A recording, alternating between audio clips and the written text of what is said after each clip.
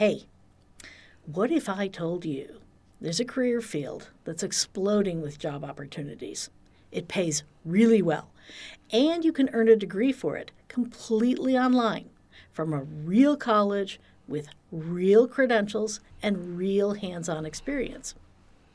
And what if I told you that even if college didn't work out for you in the past, there might be a path back to school that you don't know about yet? Stick around, because this one might change your life. I'm Loy. This is Study With Me. Let's get to it.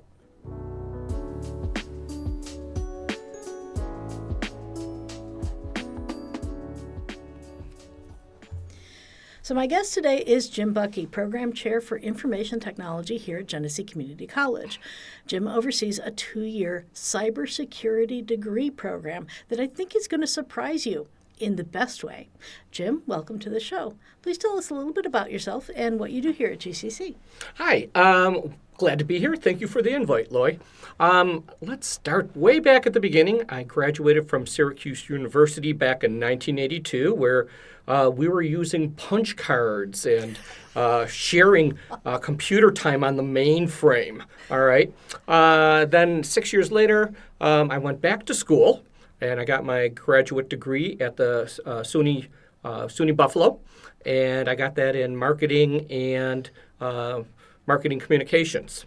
After that, I worked for 17 years in the corporate world at a variety of different jobs, culminating with my last position where I was Vice President of Information Technology at a publishing company. And then 25 years ago, I came to GCC to become the Department Chair of Information Technology. And I've loved my time that I've spent here at GCC.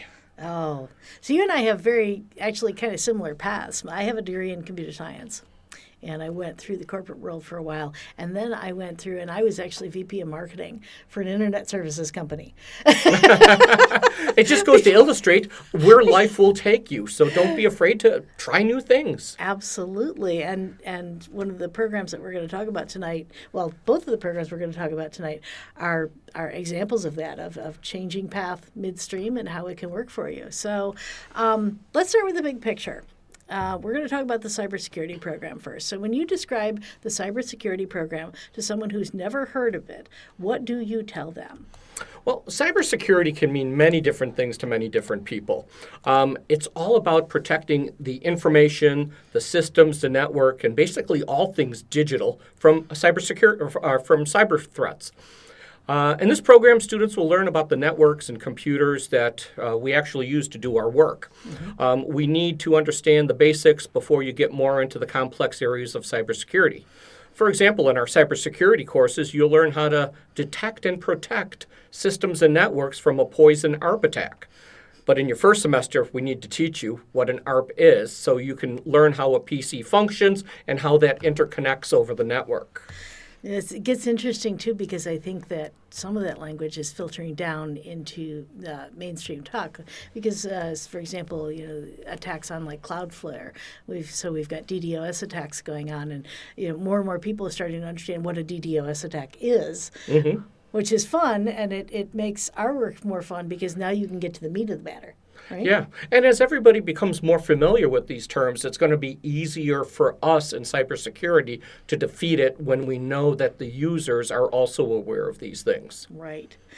So let's talk about the 2-year degree. So we're a community college. It's an associate's degree. This is the level that we're at. What does a student actually do with their 2-year degree in cybersecurity when they're done with it? Well, first of all, okay, you're going to be coming out with a 2-year degree, and that assumes that you're going to be an entry-level position. We all have to start at the bottom of the food chain and work our way up. All right. So that entry-level position will be maybe somewhere in IT or maybe specifically in cybersecurity. There's many different career paths, but they all seem to start at that entry level. Some examples might be an IT support specialist, where mm-hmm. you're going to be supporting the people in IT that are doing the network design, the network installations, or the server installs, or the desktop installs, and you're going to get your experience there.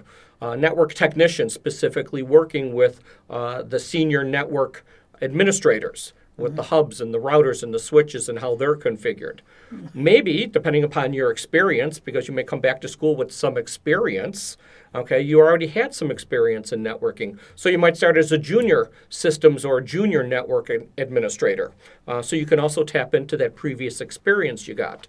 Cybersecurity technician, those people focus on strictly the cybersecurity part of it. Once again, usually that position, you have some prior experience into it. So maybe you don't have a college degree, maybe you only have a high school degree, maybe you already have a college degree in another area, all right? We can take that and develop that so you can use that in your career. Security operations and support, that area is an entry-level position where you're going to be helping the users. Okay, somebody maybe their computer doesn't start, it's not booting, or as we say, our favorite and most common help desk call is, it's not working. So these are the people that go out and figure out what's not working so we can fix it. If I had a nickel for every time I had an email that says, my screen isn't working, can you fix it? Yeah, sure, like, okay. Yeah. Let's start with one of the 8 million things it could be. What does your screen say? Yeah. Exactly. Thank you. Yes. All right. So one of the things that we've talked about is real credentials. And I'd like you to say a little bit more about that, because I think a lot of students hear credential, and first of all, they aren't sure what it means in the real world. Or if they are sure what it means, they're not sure how it fits into the college picture. Yeah, and IT is like that. There are so many different avenues, so many different paths, so many different areas. At 82, when I graduated from Syracuse, you had engineers that designed the chips, and you had programmers that programmed it. And that was it. There was no networking.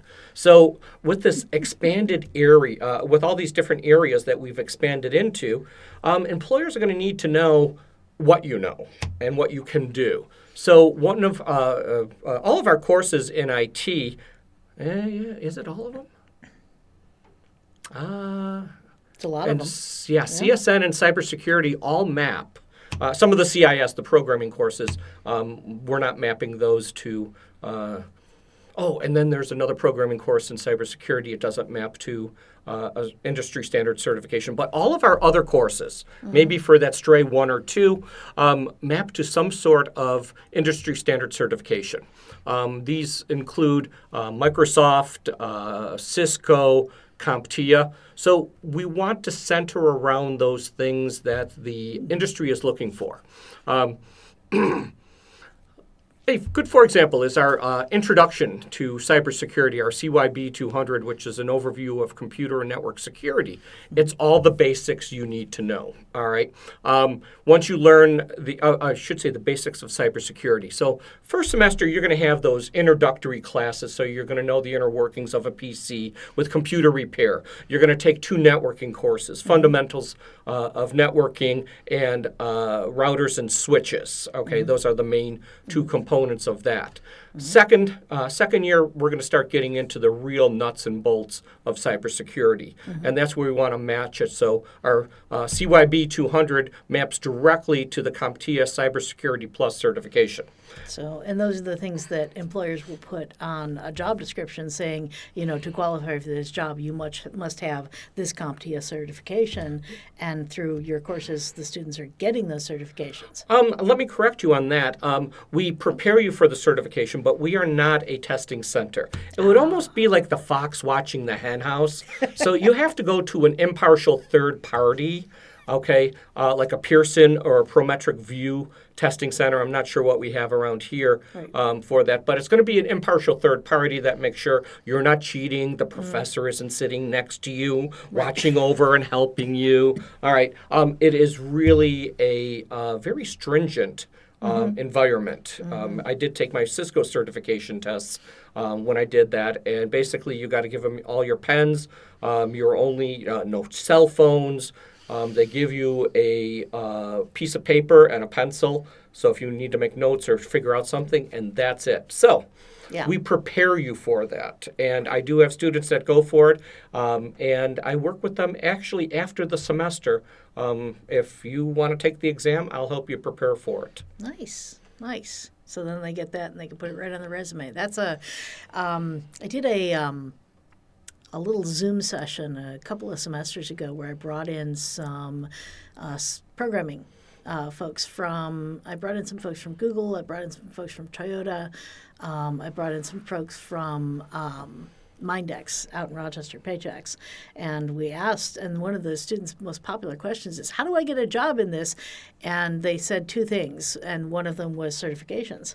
The other one was connections, which that's something else that we can talk about. So, and let's talk about the internship component then. I didn't even realize that was our next question coming up. So students do an internship, get actual workplace experience. So maybe we can handle that other part too. Yeah, and that's a great segue into it because, and I tell my students, you're not going to get a job for what you know. You're going to get a job for what you can do. Okay, certifications prove what you know, and that's great, all right, because you need that base of knowledge. When I got here 25 years ago, I looked and said, you know what, I've been hiring people in IT for 17 years, and I looked at the program and said, a lot of good knowledge, not a lot of good application. So one of the first things I started to do was add in that hands-on experience, okay? Specifically, when I was looking at it, I said, you know what? They teach you a lot of things here, but nobody teaches you how to find a job.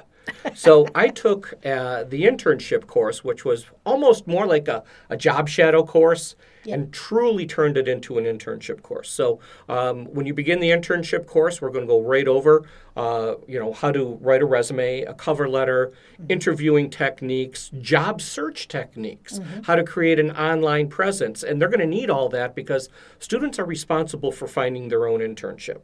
I'm not going to find you a job after you graduate, so let's practice it on the internship. All right? And that gives you real-world hands-on experience in finding a job. Nice. Once again, those certifications help, but there's nothing like doing it yourself, maybe feeling some pressure as a student to find an internship, just the way you can feel the pressure in the real world to find a job when you don't have one. So it's a dry run. Students love it, and it's really what they need. Yeah, that sounds like a great stepping stone to, like you said, finding that real job. Okay, so we talked a little bit about the program. It's great program, and a student is interested and they're picturing themselves in this program. So I talked a little bit about it being available 100% online. Walk me through what their experience is actually going to look like, because I know we have a phenomenal setup here at GCC for our CIS, CSN, CYB courses in an online modality. So what do you want to tell people about that? The world has changed, especially since COVID, and people want to learn the way they want to learn, where they want to learn, and the modality they want to learn. Some students thrive very well in an online environment because, strictly asynchronous where, I can read it at 2 o'clock in the morning when I get off. I can do my homework at 3 o'clock in the morning or, I need to wait till I get my kids on the bus. So one of the things that we have integrated into our cybersecurity program is that hands-on experience. We're going to talk about that in a little bit. And also that high-flex modality, which allows you to learn anytime, any place, anywhere, on any device. So for somebody who hasn't heard, we have thrown around the HighFlex idea or the concept of it in previous podcasts. It's the idea that you can attend a class in person, you can watch it live on Zoom, or you can watch the lecture later and do the work later. But can you break it down a little bit for us, like how a student would make those choices and what it looks like?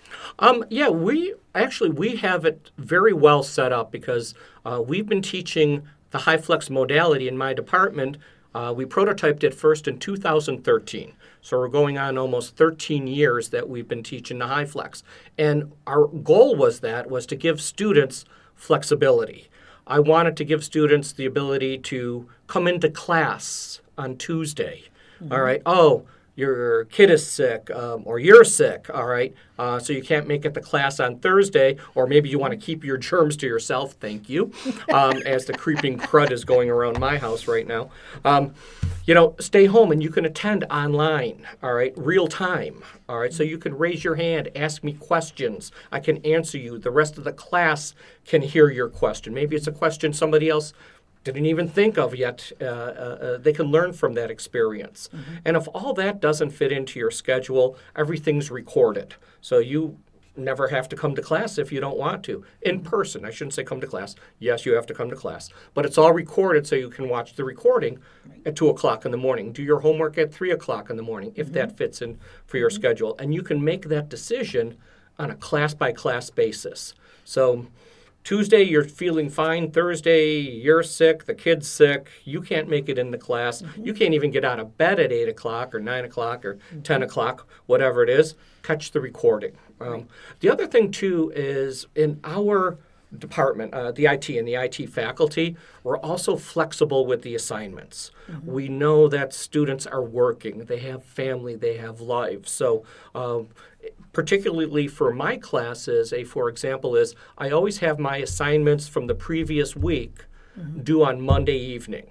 So that gives you the weekend to work on it, and I have office hours and by appointment also. So if you're still running into a brick wall, I'm available Monday morning for you to catch up or ask me that question, get a hold of me so I can help you. All right, and that gives you, as a student, the ultimate flexibility also. And I know, too, you've got that fabulous room down there, classroom down there, that's all set up with the cameras and the monitors and the microphones, and it's almost like being a fly on the wall if you're a student. Yes. When we did that, we have been prototyping. This is on our third iteration of prototyping because as technology changes, okay, I love new technology. So I said, hey, can I be the guinea pig of new technology? And one of the things we just brought in, instead of having a microphone, there is an array of microphones in the ceiling. And no matter where you walk in the room, it sounds perfect, okay? So it's always adjusting to who's talking. So if a student asks a question, all right, you don't have to repeat it for the people at home. The people at home are going to hear it. Right. When we first installed that and we fired it up, all right, start up the class. People are there early, and I asked them, I go, how does it sound? And one student replied, Professor Bucki, I feel like I'm there. Even though they're sitting at home, it felt like they were there in the room, and that's when I know we really nailed it. And we got an excellent support staff here at the college, especially in the media department, that helps us tweak these things. Yeah, I'm a little jealous of your setup there for your computer classes. For other classes, we have working setups, obviously, but that's just like the Cadillac of beautiful setups. So let me talk about the high-flex flexibility. You said you have courses that are in the high-flex modality. Is that the whole program, or are there certain courses where students have to come in or have to do them in a particular way? The high-flex degree can be completed 100% online. I have students that have graduated, from the cybersecurity degree that I have never seen. They haven't attended online. They haven't come to office hours. They completed the whole degree, and I've never seen them. Why? Because they're down on Long Island. They're over in the Hudson Valley area. I have had students in Virginia, Florida, Ohio, Alaska, and those are just some of the states I can remember offhand. And no, they never came into class in person. They've attended online. They've attended synchronously where I can see them and they can see me and they can participate. But you don't have to. Right. Yeah. Yeah, I'm thinking about commencement. I had a student walk up to me at commencement last year and, oh, hi! And it was like, hi, who are you? And as soon as the student said their name, I was like, that's what you look like! Oh, yeah. We'd only ever talked by text, and That's a great thing. Brilliant student. I was so invested in that student's career choices and goals and so on, but never met. Yeah, Never and met that's one of the things when community colleges were created back in the 60s. They were created specifically to remove barriers to higher education. And those barriers include maybe you've been working, you don't have a high school reading and math level. We got remedial courses to catch you up so you can be successful in college, to removing barriers such as distance. You can attend online, or barriers such as time. You can attend at 2 o'clock in the morning if you'd like it to. And this fits in wonderfully with the purposes of community colleges. So let's talk about that a little bit. So, you can do these classes at 2 in the morning. And some students might look at a computer repair course and think, well, I mean, how am I going to do that hands-on at 2 a.m? How's that work? We have partnered with, actually, it was originally called Test Out, and then CompTIA, which is one of the major certification testings, wanted to develop training, and they were looking around and they thought the best was Test Out, so now it's CompTIA training. There's a lot of simulations in that, which is one of the reasons why we partnered with Test Out to begin with, and now CompTIA, because there's the simulations out there. Now, you don't have to come to class in person ever. If you don't want to, your choice. Okay, so you can do the simulations. For example, with computer repair, is just the way you have to buy a textbook or any supplies in class. I always recommend to students go out to eBay, find a computer that maybe runs Windows 10 that you can pick up for maybe about $100, so you can experiment with it. It's not your computer you're learning on. It's not the computer, you need to pay your bills and do your It's a computer that if you break it, you're not going to shed a tear. You're going to learn from it. And that's what I recommend for online students who are not coming to class. Computer repair, buy a junker computer. And I've had students that I tried to do the memory lab, all right, and I did it well on the simulation. I picked the right memory, and I got it in and dropped it in the computer, and it fired up, and the simulation worked great. But I'm trying to do it on my own. And I said, well, show me what's not working. What student doesn't know how to take a video with their cell phone?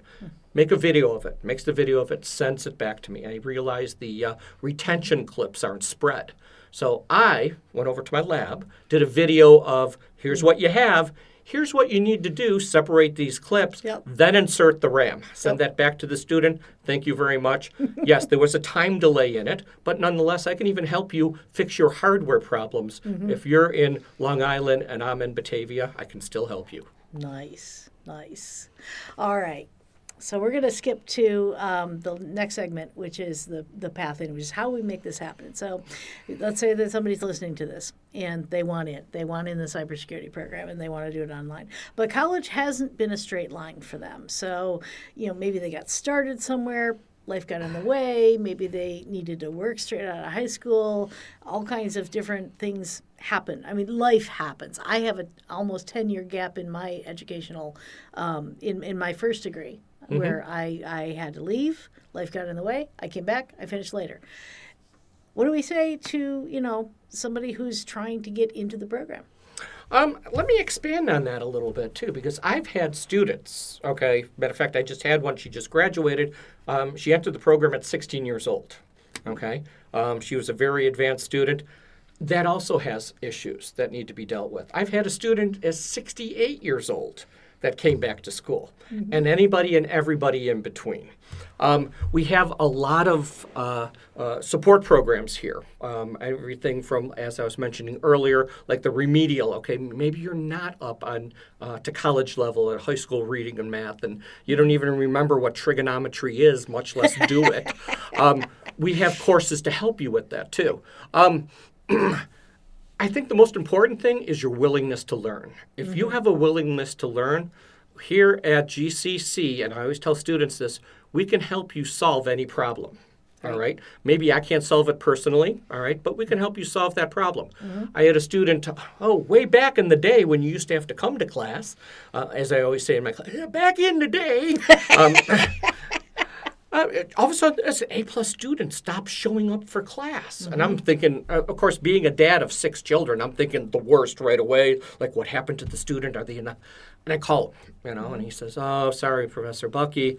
I lost my job, and I live down in Dansville, which is about an hour and 15 minutes away from us, and I don't have money for food and gas. I said, well, come on in. We have a food pantry here at the college.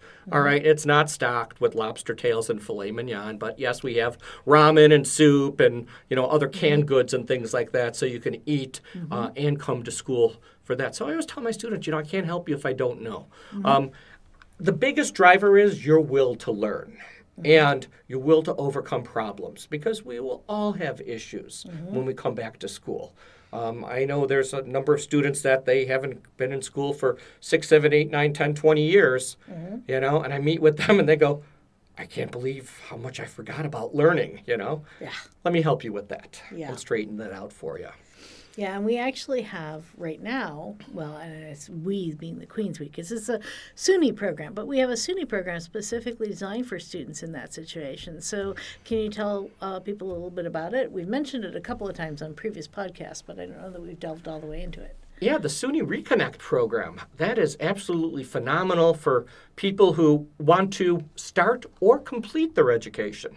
A couple of restrictions with the program. Have to be an adult between 25 and 55 years old. You cannot have a college degree anywhere.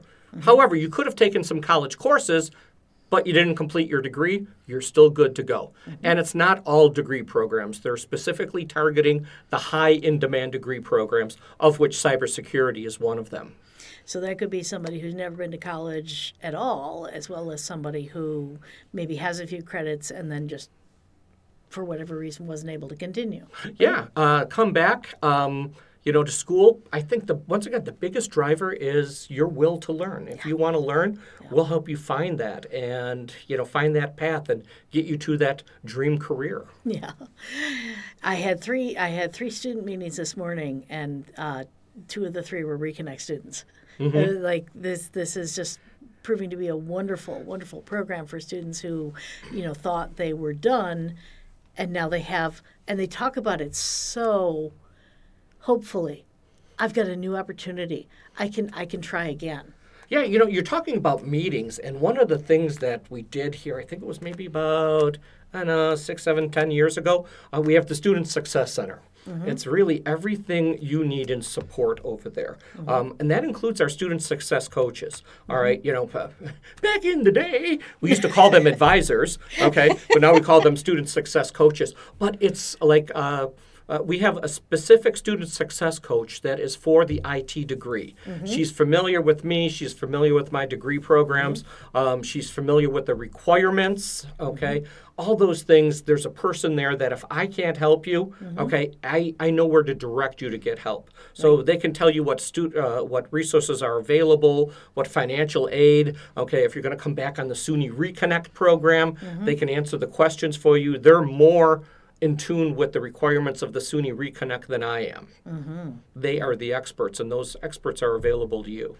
Yeah, lots of them. So if somebody decides that they are ready and they want to reach out, what can they do to get started?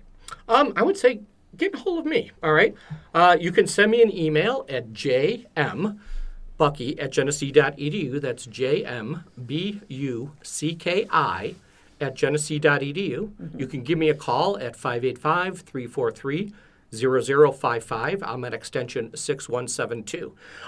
We can also meet, send me an email. We can meet via Zoom or Microsoft Teams, if you want do a little face-to-face, but you don't have to drive into college. Or if you want to meet face-to-face, you want to get a tour of our lab and all the equipment we have and our high-flex classroom. You can see all of that, too. Most important thing of that meeting is I'd like to chat with you first and make sure that what you're expecting out of the degree is what we have to deliver. Right. Because some people hear, I want to do computer science. And I'm thinking, you want to be a network engineer. And they're thinking, I want to be a programmer. Well, let's talk about that. Right. Yeah, I when I got my computer science degree, that was the degree. It was a computer science degree. That's what you had. And it covered hardware, and it covered software, and it covered security, and it covered operating systems, and it covered all those things. Yeah. And now it's so specialized that we have a multitude of degree programs. And I was just helping a student this morning look at the different courses and try and sort them through and figure things out. But we've got admissions, we've got success coaches. Financial aid. We have people help you figure out how to pay for it. That's the other beautiful thing about SUNY Reconnect. It pays for just about everything. It will pay for books, or we use online curriculums like CompTIA. Right. It'll also pay for that. It doesn't pay for housing and meals, Mm-hmm. but just about everything else that Right, I your can think of. textbooks and your Cengage and online e-learning platforms covers all that. Yeah. We actually have the student success coach for cybersecurity programs would be Olivia, right? Olivia Judge. And then we also now have a success coach specifically for the Reconnect program. So if they're a Reconnect student, they can also reach out to Robin Van Dorn. And if they're an online student, they would reach out to me. And if they have questions about, course choices and career choices, they can reach out to you. So we can't say that the students don't have enough support here. Yeah. I mean, and it's a wonderful support network that we have. We have everything from, I can't afford food and gas. We can help you out. Okay, maybe not me personally. Okay, but we have a food pantry to. Financial aid and everything in between. And I will tell you, I was talking to Kelly last week about the food pantry. You mentioned, canned goods and ramen. Last week at the food pantry, they were giving away bags of fresh apples and packages of ground venison. Yeah. So I'm looking at that going, okay, we got a food pantry, that's for sure. So, you can reach out to SEI, and if you can even just make the trip up once, and, kind of stock up on what we have available and, can help you out. Holistic support at GCC, all over the place. So, Jim, thank you so much for coming. Thank you so much. This was such a wonderful conversation and so hopeful. The Reconnect students in particular, and we have a lot of cybersecurity Reconnect students. Not all of our cybersecurity our students are Reconnect, and not all of our Reconnect students are cybersecurity, but there's a great deal of crossover there.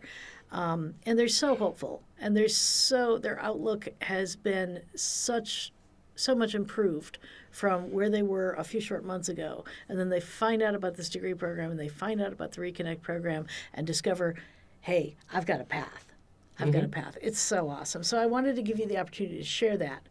And I want to give you the opportunity to share something with our audience now. So if there's something that we didn't talk about today that you want students to remember, what would that be? I once again, I can't emphasize enough of the support structure here at GCC, because life is going to happen. Okay, things are going to go wrong. Things are going to go right. Okay, your interests may change. We have the support staff here. And that, I think, and that's one of the things that brought me here 25 years ago. And I remember getting a tour. And I had a very wise mentor in the corporate world that once told me, he goes, when you're looking at a place, go to work, ask for a tour. Not to see the computer equipment and the winky-blinky lights and all that. Sure, that's all well and good. He goes, walk around and look at the employees and the tour.